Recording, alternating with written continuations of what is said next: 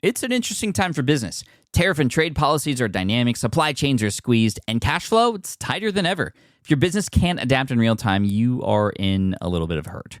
So how do you get full visibility and adapt in real time? Over 42,000 businesses trust NetSuite by Oracle, your AI-powered business management suite. It brings accounting, financial management, inventory, and HR all under one roof. NetSuite is the #1 cloud ERP for a reason. It's your single source of truth, giving you the data and control you need to move quickly. Real-time forecasting helps you move into the future with confidence, and with AI built in, you can automate the busy work and focus on strategy. NetSuite helps you see what's stuck, what it's costing you, and how to pivot fast. If I were running a business with a lot of moving parts, I'd use NetSuite for full control over everything. Tame the chaos with NetSuite. If your revenues are at least in the 7 figures, download the free ebook, Navigating Global Trade, 3 Insights for Leaders at netsuite.com/SPI. That's netsuite.com/SPI. Hey, I get it. You've worked really hard to build up your business, and it's doing great. So great that you need help now.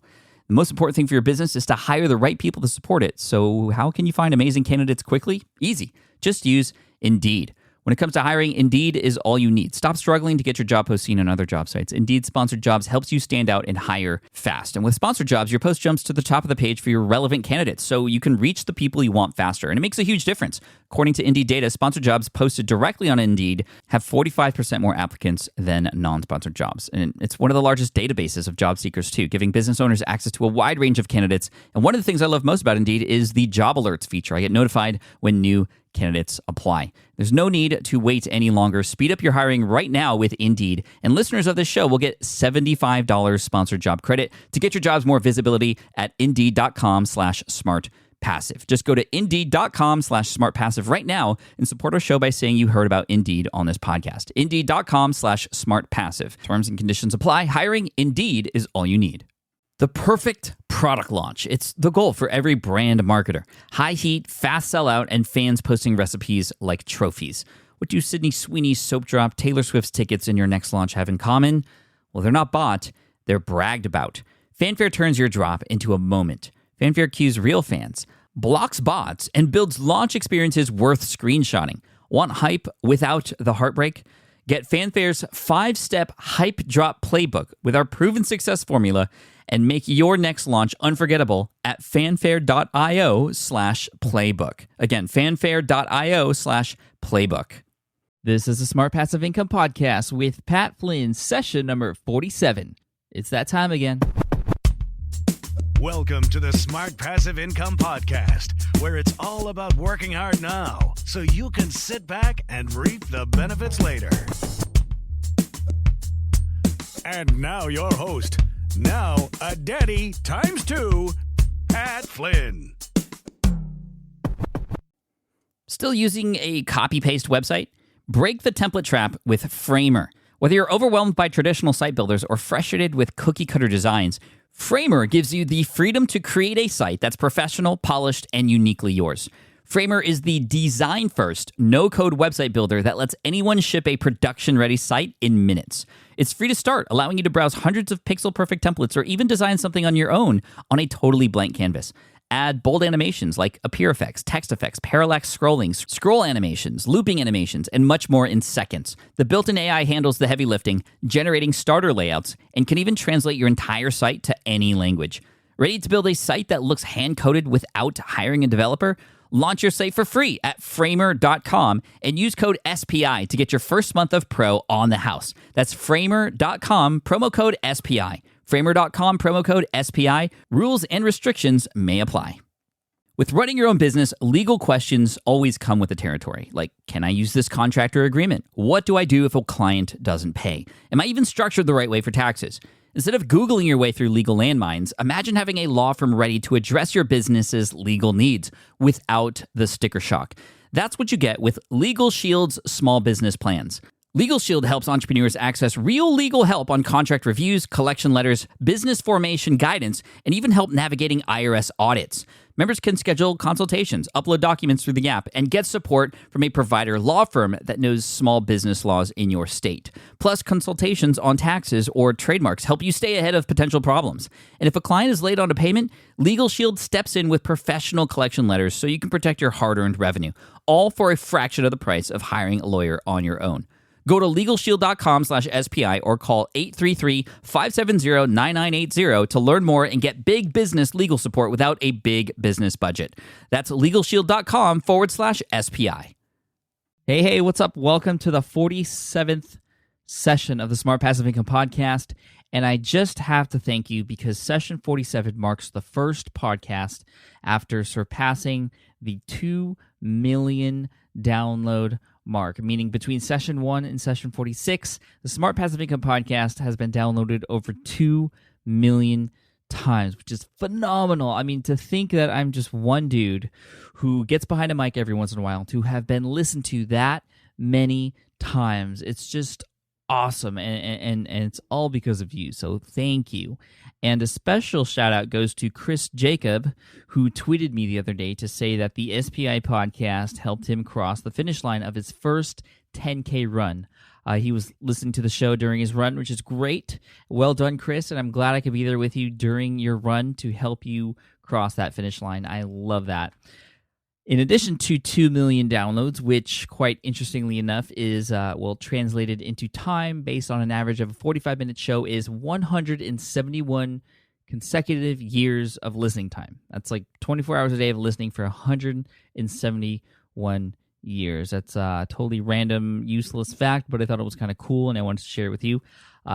Thank you again. 2 million, that's ridiculous. I'm telling you, podcasting, it's awesome and such a good way to reach people. Be everywhere.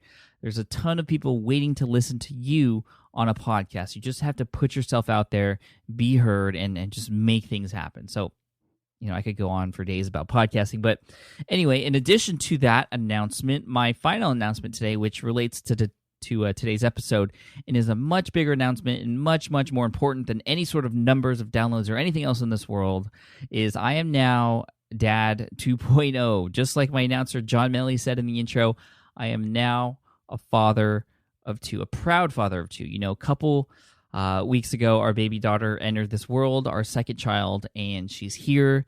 She is amazing. She's beautiful. Her name is Kailani, which is actually Hawaiian for the sea and the sky. And no, we're not Hawaiian. A lot of people ask me that because our son's name is Hawaiian too. But my wife and I both love the culture, the names, and the food. And, that's where we went on our honeymoon. So, we're as much Hawaiian as people can be without actually being Hawaiian. But, I am half Filipino, and my wife is full Filipino. So if we just call ourselves Pacific Islanders, then yeah, we could probably stretch the little Hawaiian thing. So yeah, I'm so happy, so proud of my wife and my son too, who is actually very protective of her. That was quite the opposite of what we were actually worried about. Quick story, after my wife gave birth and our son came by to visit us at the hospital with the grandparents, I had to change Kailani's diaper. And so, of course, newborn babies are going to cry every once in a while, and she did. And my son just started threatening me. He was like, "Dad, I'm going to get you. Stop doing that to Kailani." Like, it was so cute and weird and funny. I mean, he got so angry. It was amazing. And so I'm sure he's going to be there for her when she's older, which is exactly what we want, which is nice. So how does all this, baby stuff relate to today's session? Well, since bringing the little one home, for those of you who don't know or who haven't experienced this yet, babies like to mess up schedules and make it incredibly hard to get things done. And any sort of long stretches of time you had to do anything before, including sleep, well, they go away.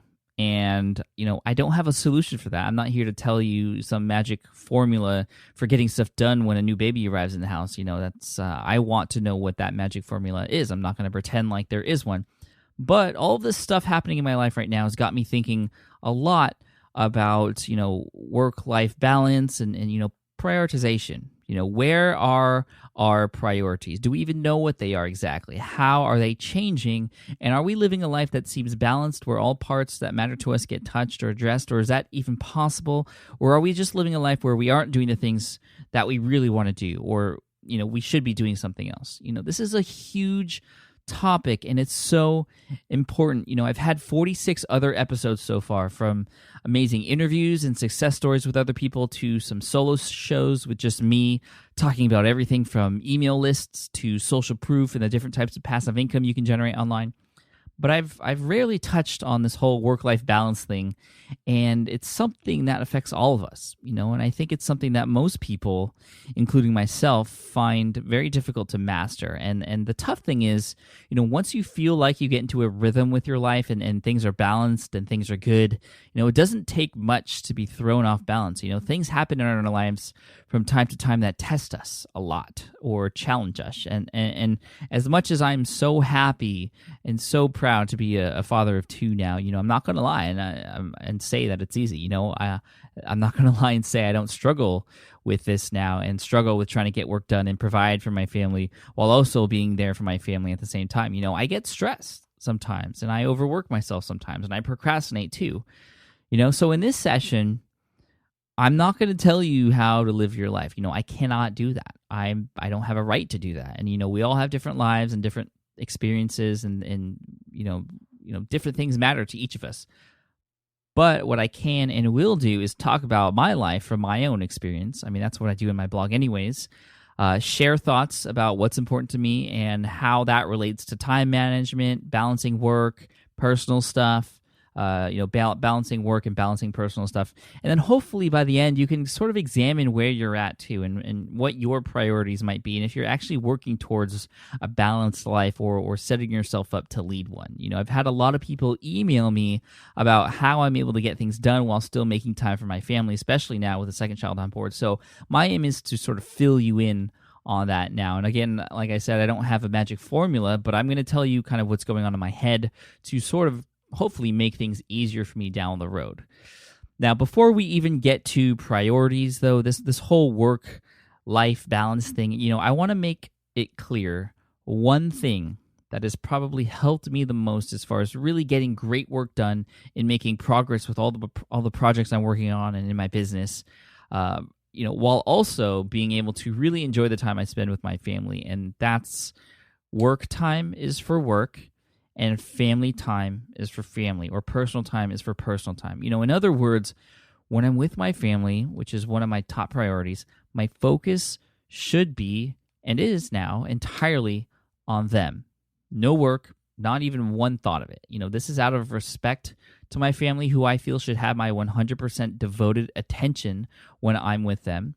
As it would be unfair for me to, be there physically but not mentally as I think about something else going on in my business, which I have to say was a very common thing when I was newly married and we had our first baby, while I was starting to see some great things happen in my business. It was a daily struggle, and I would even get to a point where I'd actually have conversations with my wife, about whatever. But then there's this little voice in the back of my head that would be thinking about something business related, like a comment that I needed to answer on the blog or a new blog post I needed to write. And gosh, even just saying this out loud, to you now and thinking about it, it's just so sad. I mean, I'm ashamed of it, and it eventually got to a point in my relationship where my wife and I, we really had to sit down and talk about it, because she could tell, and I knew that I just wasn't always there, and it was totally my fault. But, as most of you probably know and can relate to, when you do business for yourself and you're an entrepreneur, whether you own a Fortune 500 company or you're just a blogger, there's almost always more work to do, or something that can be done to improve your business and make it even better. And in addition to that, it's so exciting. I mean, starting a business of my own has given me some amazing experiences, like my first sale, having my boss, who actually laid me off, call me back and ask me for advice, which was awesome, or just all the connections I've made with other people online. It's seriously addicting. And I'm obsessed with this stuff, and I'm sure you are too, to a point where sometimes, you just cannot stop thinking about your business. You dream about it sometimes. The thing is, you have to be, and what I've learned is you just have to be a little cautious about that, about, thinking about your business all the time, because there are other people and other things in your life that deserve your thoughts, your attention, and your dreams too. But then there's the opposite side of this. When we are working, or should be working on our business, our business doesn't have our full attention either. And what happens? We don't get as much done as we could have. Projects take forever to complete, and the time just seems to slip away from us, and our business, and it just doesn't seem like you ever get anything done, right? I mean, I go through this too. This is a struggle for me, and a struggle that many of us face, especially those of us who work from home, and especially even doubly, especially if you have little ones running around the house too. Those 1 minute interruptions, they're only 1 minute, right? But they're dangerous because they aren't just 1 minute long. I could take a minute to help you with this, or I can take a minute to chat about you with that. Well, that 1 minute can easily turn into 2 or 3 or 5 because you're never actually keeping track of that time. And when you try to get back into work mode, you can't just get back right into where you left off. You have to take a minute to remember what you were doing and get back on track and into the flow of things. And if you were in a particular flow or rhythm when you were interrupted, that minute might take another 10 or 20 to make up, and for me, this was bad too, especially because I'm not the type of guy who creates boundaries and likes to create rules for other people, like, don't speak to me at this time or don't talk to me, just when I'm working. It just didn't feel right to say during these hours, please, for the next 30 minutes or whatever, I need to focus, so don't interrupt me. That seemed kind of rude to me, but that's what has to be done. Because when you are in work mode, you need to be in work mode. And when you're on personal time, you need to be on personal time. And they each need to be separate as much as possible. That is the key. But that's also not easy to accomplish. It's not easily divided for people, work stuff and personal stuff. There were a few things, though, that I'm going to mention right now that helped me with this whole work-life division line, I guess, is what I'll call it, in my life. First was the understanding and support from my wife, between my wife and I. In other words, communication. Your family and other people around you that you care about, especially if you live with them, they have to understand just as much as you how things are going to work. That when you're with them, you are 100% with them. But also that when it's work time, you're 100% focused on work. And you cannot be disturbed for X number of minutes or hours or whatever you feel is adequate, except for emergencies, of course. Again, everyone is different, but it just needs to be clear between all parties, right? Once I spoke about this stuff with my wife, just saying it out loud and sharing these thoughts with her helped me, and it'll help you too. My wife told me how she felt about my work and, how it was kind of hard to decipher when I was actually in work mode versus when it was okay to talk to me and things like that. So we sat down, we talked about how much time I needed and when, things were going to happen for me work-wise during the day. And after that, things started to go much better and we were all much happier, and I was getting a lot more work done, and I was more focused on my family when it was family time. But of course, all this is much, much easier said than done. Talking about it out loud helped, and just getting it out there. But even after talking about it, for a while, even though I knew, even though it was brought to my attention and I knew and I admitted to, thinking about business stuff when I wasn't in work mode, I did. I kept doing it. You just can't turn off that thing like a switch as much as we all want to sometimes. But there are things you can do to almost get to a point where it's sort of like you're turning off a switch and you can get out of work mode a lot faster. And it actually all relates to how it was like working at a 9-to-5 job, at least for me. So here's what I did. What I liked about my 9-to-5 job, and there were many things I liked about it. I actually didn't want to leave. I loved working in the field of architecture, and I still miss it sometimes. So what I liked about my 9-to-5 job, and actually it was like 8 to 6 or 8 to 7 sometimes. Architects are crazy, but yeah, I had a sort of schedule, and I knew mentally that at X o'clock every day or whatever. Again, it varied depending on projects I was working on and the deadlines I had. When X o'clock came around, I was done. And it was so easy for me to get out of work mode. A lot of us wait for 5 p.m. and then boom, like a light switch, we're done. No more work. We're not thinking about it anymore. And we have our evenings to look forward to, or our weekends with whoever and doing whatever. That schedule is important because it tells our brain when to switch to something else. And for a while, I was working without a schedule, and it was just ugly. I was just working whenever. So I could be thinking about my business whenever, like when I was with my family, because I didn't have a set schedule at first. It's it's funny because a lot of people try to get away from the 9 to 5 scene.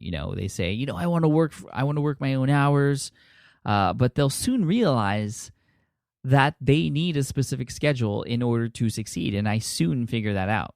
Now, when you work for yourself, that schedule can be flexible, which is the beauty of it, but you need that schedule to survive, and other people need that schedule to understand when you're in work mode and when you're not. So I have a schedule now, and yes, it changes, and it can because it's flexible, and things get introduced in my life, like when Kailani arrived, and the schedule's changing, but I'm sticking to it as much as I can because I'm adapting to the new situation. But I need that schedule because that's what helps me communicate with my family and helps me communicate with my brain, so I know when it's work mode and I know when it's not in work mode. All right. So that's one thing, creating that schedule, really important. Another benefit of the 9 to 5 scene that helps you sort of break this work-life, division into two, is you're physically at another location, typically. And when you leave, you're out of work mode, probably because, you can't even work if you wanted to, you're not at your desk. This obviously helps with work mode, non-work mode division. But when you're working from home, your place of business and your place of living is the exact same place, which makes it extremely difficult because, you can work at any time. I mean, you have to specify a designated area in your living quarters for your business and let it be only there for business, nothing else. If you want, you could get out of the house and sort of, relive that 9 to 5 feeling of a separate workspace outside of the house, which I know a lot of people do. A lot of people like to go to cafes or, internet cafes or whatever, or they rent out space in a shared working area, which is pretty cool. Whatever is good for you. I just think a separate space just for work is needed, and that's going to help out a lot. It's going to help with your priorities. I'm fortunate enough now to have my own office in the house, which is great because I can close the door, turn off work mode in my head like a switch, just close the door, boom, work is done, just like I was leaving an office at a 9 to 5 job. But before we moved into this house, I actually lived in a 1-bedroom apartment. This is where I built my 6-figure business, greenexamacademy.com, in a 1-bedroom apartment. And my, quote, office was a little niched out space in the corner of the kitchen. Just a little space in the corner kitchen, open to everything, but it was a space in the place. It was a space in the apartment that was dedicated just for work, and it helped because when I wasn't there, I wasn't in work mode anymore. And eventually took me a while to figure out that that's how it should be. I have a video, actually, that I'll share with you in the show notes that gives you a tour of my first office in my 1-bedroom apartment. You'll see my dog Gizmo. He's like 4 months old at that point. He's really cute. smartpassiveincome.com/session47 to see that video. Check it out. It's like 2 minutes long. Humble beginnings. Humble beginnings. And it really shows you that it doesn't take much to get started. I had very little going on in my office at that point, just a computer and a little space in the house designated just for business. So, yeah, a separate physical space will help. But even then, especially if you're working from home, you have a computer, right? And since we're all doing business online, if we have access to a computer, it's really easy to merge work and merge personal stuff together. Like if you should be working on your business, you check Facebook for a second or go on YouTube, and then all of a sudden 30 minutes go by and you saw some amazing updates and pictures and videos of cats and things, but nothing that is really going to help you at all as far as the future of your business. And then on the flip side of that, if you're on personal time, a lot of times we are tempted to check our stats to see if we have any more traffic or sales, or you check your email. Those things can be the death of you, and you need to keep work-related things, out of your non-work-related life. Seriously. I mean, this was a huge struggle for me as well. And as you can see, I've struggled through a lot of these things, I'm just being honest with you here. I don't pretend to be some sort of know-it-all. Yeah, this came easy to me type of guy. I've gone through all the same things that you are going through, or have gone through already, or will go through.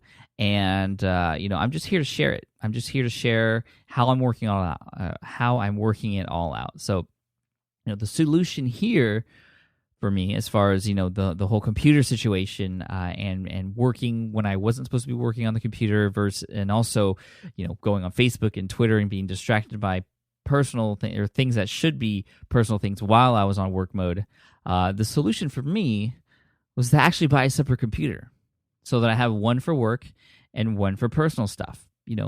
No work stuff or work bookmarks or any sort of activity on the personal computer, and no non-work related stuff is to be done on the work computer. And by far this has helped me the most. This is how much I struggled with this issue, with the discipline. I didn't have the discipline. I mean, if you are strong on the inside, and you just know that when you're in work mode, you shouldn't be doing non-work stuff and vice versa, then by all means, don't buy a new computer. I'm not telling you to buy a new computer. I'm just sharing you this was my solution. And if you're strong enough to do that on your own, great. I mean, teach me, but it helped me out big time, and it made personal time more fun, and it made work feel more productive too. I actually talked about this a couple of years ago. I suggested it on my blog in a blog post, and a few people were like, yeah, Pat, that's a great excuse to get another computer. I'm going to tell my wife. And I thought that was pretty funny, but no, really, it helped me.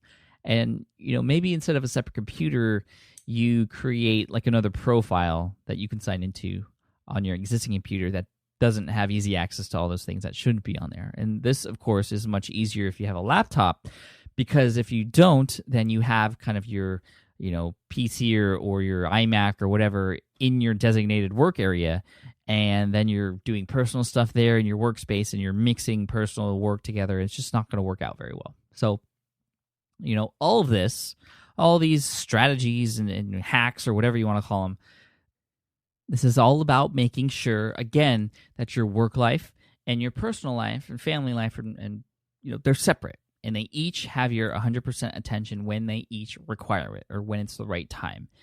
And when I talk about personal life, I don't just mean those who are around you, but I also mean you. Stuff for you, stuff that makes you happy, which is actually my first priority. My first priority is me, taking care of myself. My priorities are myself, then my family, and then my work, and then everything else. And that may sound a little weird to you, putting myself first, like it's selfish or, egotistical or hypocritical, because I talk about how much I love my family so much. But let me tell you why I am my first priority. And I'll link to a Michael Hyatt article in the show notes, because he puts himself as his first priority too. But it's not for selfish reasons at all. In fact, it's quite the opposite. The reason I put myself first is because if I don't take care of myself, if I get sick, if I'm out of shape, it's really hard for me to take care of anyone else too, especially my family, but also my work too.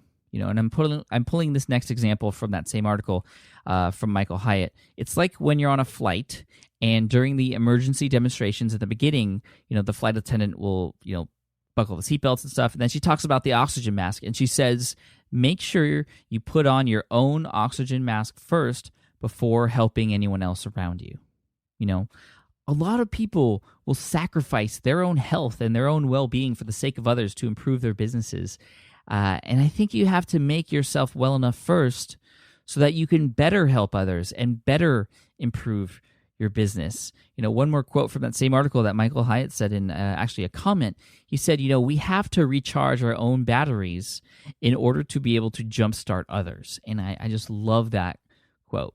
Everyone's self is different, so you should know best how to keep yourself healthy. I'm not going to sit here and try to tell you what to do or go exercise or go eat this and that. But that you should know what you have to do. It's just a matter of doing it. I eat well. I'm a juicer. I exercise as much as I can. I challenge myself mentally.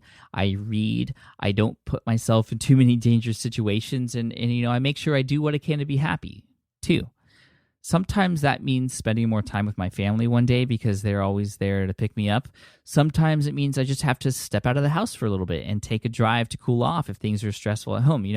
A stressed out Pat isn't going to help anyone, and a solo outing somewhere to get a cup of coffee or something can just make me feel and make everyone else around me feel a lot better. Everyone needs a little bit of alone time, just to ground yourself and to get sane again, because our lives are full of a lot of insane stuff. So my first priority is me, but it doesn't sound as bad as it is. It's because I want to be well enough to help others. Then after myself, there's my family, of course.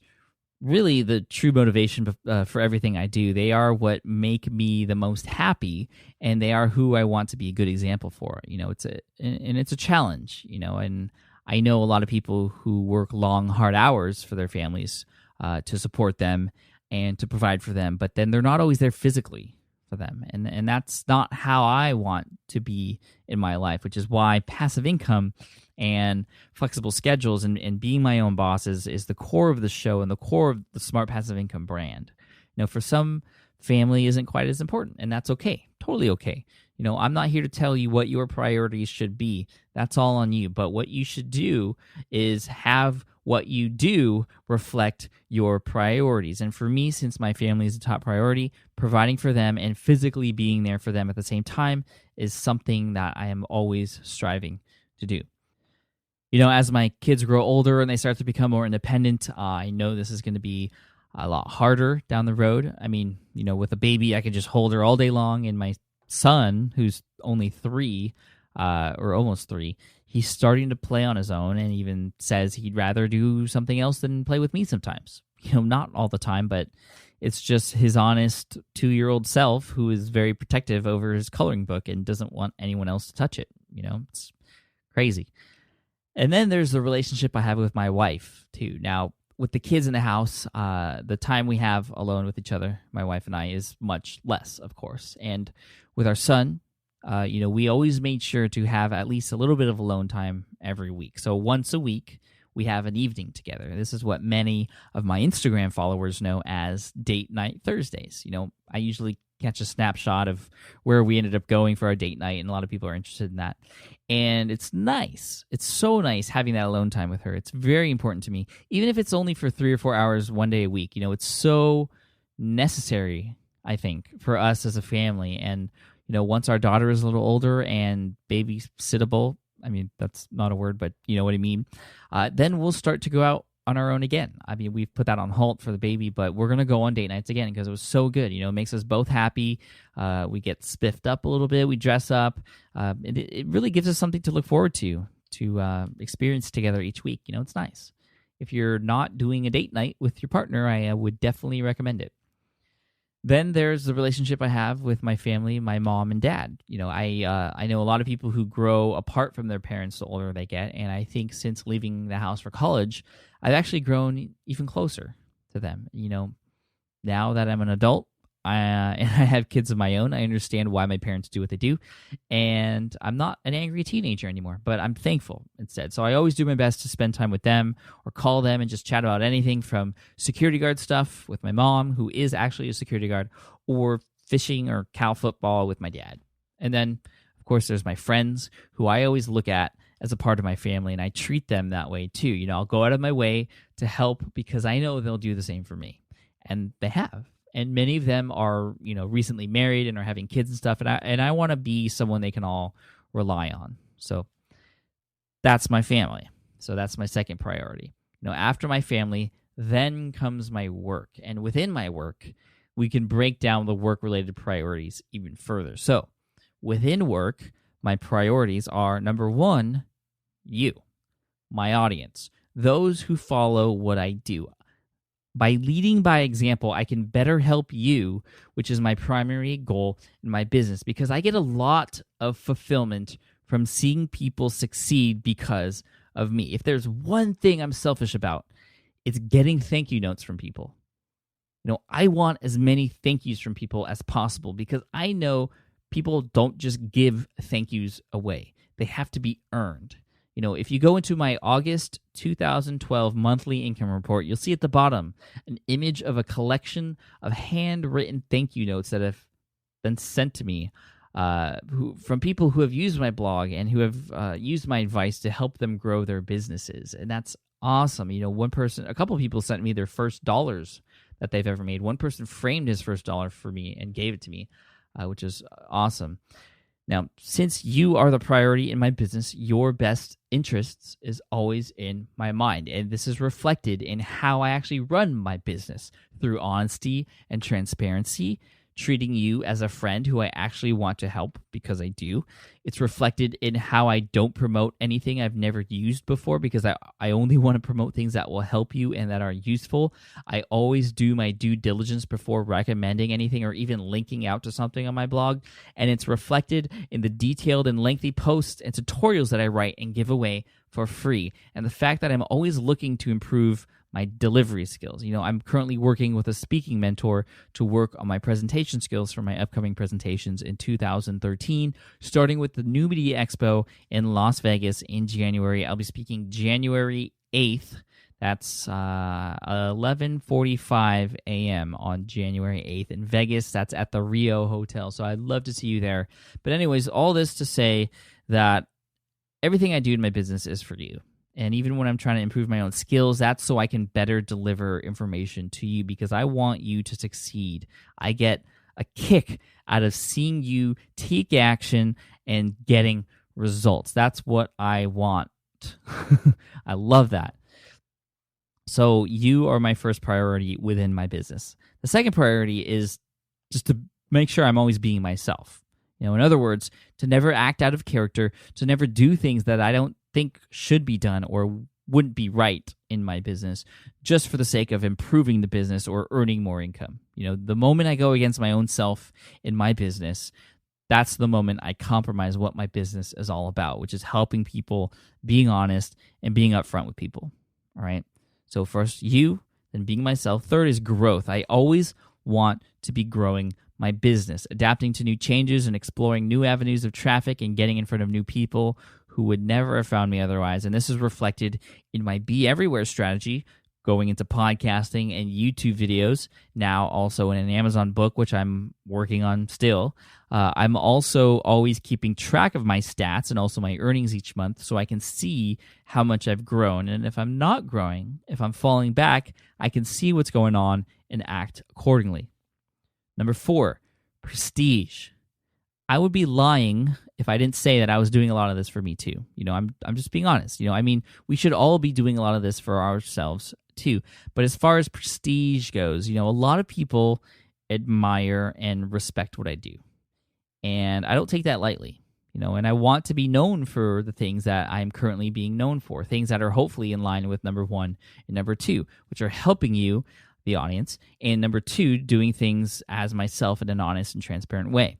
I don't want to become filthy famous like I walk down the street and people recognize who I am, which only happened once at a Trader Joe's here in San Diego, and it's always very weird to me when it happens at events and stuff. I can't imagine doing that every day, but I would love to be recognized highly for the work that I do because it's something worth admiring. I hope that doesn't seem too selfish or sound weird that I want prestige. That's why I put myself out there. I want to be known for this stuff, and I want to help people. But I mean, if I feel like if I'm going to be known for something, I want it to be for the right reasons. So that's prestige. Number 5, earnings. All business should have earnings as one of their priorities. A business isn't a business without any income. But many businesses seem to place it too high on their list, which is, I think, what gets them into trouble sometimes. It's important to keep track of your earnings and expenses, to maximize those earnings and minimize those expenses.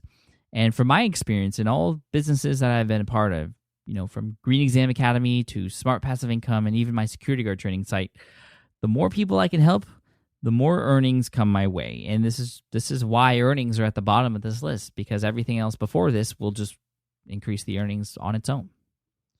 So those are my business priorities. The most important thing to remember is, and this is how we'll finish off the show today, is that there's really no such thing as a perfectly balanced life where X percent of your life is dedicated to this and X percent is dedicated to that and so on. There's no perfect formula. And there's no way any person can be 100% balanced 100% of the time. But it's just about understanding what it is that's really important to you, and is what you're doing reflecting that. And if not, if you don't feel like you're 100% balanced right now, that is totally okay. Life gets out of balance sometimes. Don't feel guilty about it. Don't let it ruin you, because when you feel guilty about the fact that your life isn't 100% balanced, which it probably isn't most of the time, mine isn't, it affects other parts of your life too, and you don't need that. Life throws curveballs our way all the time, and it's not about how off balance those pitches make us that define who we are and how we live our lives or how happy we are. It's how quick we are to get back up to the plate. It's how we react to the things that throw us off balance that define us. And if you understand your priorities and are always working toward making sure you have them straight, then you have nothing to worry about. Life can throw you whatever it wants, and you can get right back up and move forward because you know what's important to you. So for me, with our new daughter in our lives, it's definitely throwing us out of whack for a little bit, especially with our sleeping schedule and my work schedule. But I know things will work out. They always do, because I know what's important to me, and I know that I'm going to somehow, some way, again, there's no magic formula, figure out a way to work towards a balanced life, to be able to get stuff done in my business, but also be there with my family, making sure that when I'm with my family, I'm actually with my family physically and mentally, and that when I'm working, I'm being extremely focused, extremely efficient, distraction-free. So thank you for letting me get a little bit deep with you today. It's a little different in that regard, and allowing me to share these feelings with you and get a little personal with you. And I hope that when this recording ends, you can reflect, even just for a second, on what your priorities are and if what you're doing right now reflects what's important to you. Thanks again, and here's to you and your success, and here's to leading by example. I almost forgot. If you want to check out the new mobile web app version of the Smart Passive Income blog, just go ahead and take your smartphone or your iPad or your mobile device or whatever, go to smartpassiveincome.com, and you'll be prompted to see the web app version. This is brand new. Click OK, boom, you'll see the site. It's much easier to digest than if you were to go to the regular, desktop version, and it's connected to a lot of my social media accounts too, an Instagram account, Facebook, Twitter. So it doesn't matter what device you're on. Check it out. Let me know what you think, and leave a comment. Show notes are smartpassiveincome.com/session47. Thank you so much. Peace. Thanks for listening to the Smart Passive Income Podcast at www.smartpassiveincome.com.